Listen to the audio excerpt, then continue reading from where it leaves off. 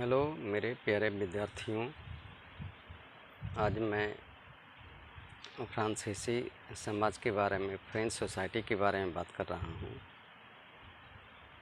फ्रांसीसी समाज में उसकी संरचना क्या थी। लुई 16वां 1774 में फ्रांस की राजगद्दी पर बैठा था। वह बुर्बो राजवंश का था। जिसमें वो फ्रांस की राजगद्दी पर बैठा था उसकी उम्र मात्र 20 साल थी। उसकी शादी ऑस्ट्रिया की राजकुमारी मैरी एंटोनेट से हुआ था। जिस समय वो राजगद्दी पर बैठा था उस समय उसे राजकोष खाली पाया था। राजकोष खाली कैसे था? यानी उस समय यूरोपीय कंट्री में हमेशा लड़ाई होता रहता था, तो फ्रांस के मैक्सिमम जो रिसोर्सेज था, उसका जो राजस्व था, उसी लड़ाई में समाप्त हो गया था। लड़ाई आप करते हो, उसमें पैसे कौड़ी खर्च होते हैं। अगर आपके पास पैसे हैं तो आप ठीक हो, नहीं तो आपको दूसरे से कर्ज लेना पड़ता है। तो उसी तरह से फ्रांस से कर्ज आता, उससे कर्ज की बात करने शुरू कर दिए, कर्ज की मांग करना शुरू कर दिया। उससे पहले ही से 10 अरब लिब्रे का खर्च हो गया था। 2 अरब रुपया बाद में हो गया था। तो इस तरह से फ्रांस का जो वित्तीय जो रिसोर्सेज था वो पूरा नष्ट हो चुका था। ये पैसे जो है, राजस्व जो है, कैसे आता है? तो पैसे आने के लिए जो आपकी प्रजा है, जो जनता है, उसी से आप जो है टैक्स लेते हो। तो फ्रांसीसी जो समाज था वो 3 वर्गों में बटा हुआ था, 3 क्लासेस में बटा था, जिसे स्टेट बोला जाता था।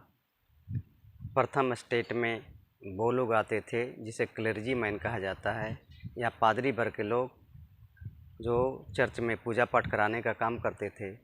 दूसरे वर्ग में क्वीन वर्ग के लोग थे, नोबल्स या बड़े जो भूस्वामी थे, जिन्हें लैंडलॉर्ड कहा जाता है, वो लोग आते थे। तीसरा जो वर्ग था, तीसरा जो स्टेट था, उसमें किसान, मजदूर, नौकरी करने वाले, छोटे व्यवसायी, यानी जो जनसाधारण लोग थे, तीसरे वर्ग में आते थे। फ्रांसीसी समाज की सबसे बड़ी जो विडंबना थी, बड़ी जो असमानता थी, वो यह थी कि बाकी जो 2 स्टेट के जो लोग थे, प्रथम 2 स्टेट के जो लोग थे, उन्हें जन्मना कुछ विशेष अधिकार था। यानी अगर आप जो है क्वीन वर्ग में जन्म ले लिए हो तो आपको विशेष सुविधा दी जाएगी। पादरी वर्ग के लोगों को विशेष सुविधा थी। वो विशेष सुविधा क्या थी? यानी उन्हें जो राज्य को दिया जाने वाला जो टैक्स था उसमें छूट था। यानी उसको टैक्स से इंजेक्टेड किया गया था, आपको टैक्स नहीं देना है। जो लोग टैक्स देने वाले थे, जो प्रथम 2 स्टेट के जो अमीर लोग थे, उनको टैक्स से बरी किया गया था। इसका मतलब है राज्य की जितना सारा जो खर्च है वो तीसरे स्टेट के लोग ही लेते थे। जो गरीब लोग थे, जो मेहनतकश लोग थे, उन्हीं को देना पड़ता था। टैक्स जो होता था वो 2 तरह का होता था।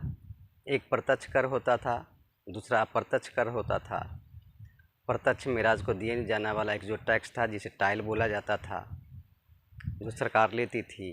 दूसरा जो टैक्स था वो चर्च भी लेती थी।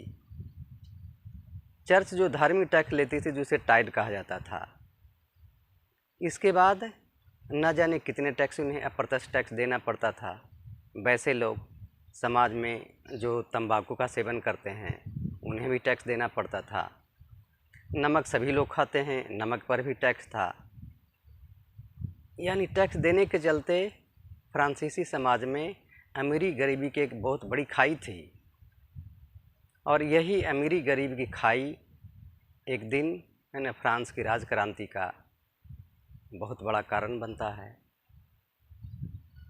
तो इस तरह से ये फ्रांसीसी समाज का क्या था, ये संरचना था, ये उसकी ढांचा थी, जिसमें बहुत सारे क्या थे, असमानताएं थी। तो इस तरह से आप इसे पढ़ सकते हो, सुन सकते हो, सुन करके आप इसको जो है अपने तुलनात्मक अध्ययन कर सकते हो, जो विषय समझ में आपको नहीं आता है। मैं समझता हूँ कि ये वीडियो आपको अच्छा ज़रूर लगेगा। आप इसे सब्सक्राइब करो, थैंक यू, धन्यवाद। जय हिंद, जय भारत।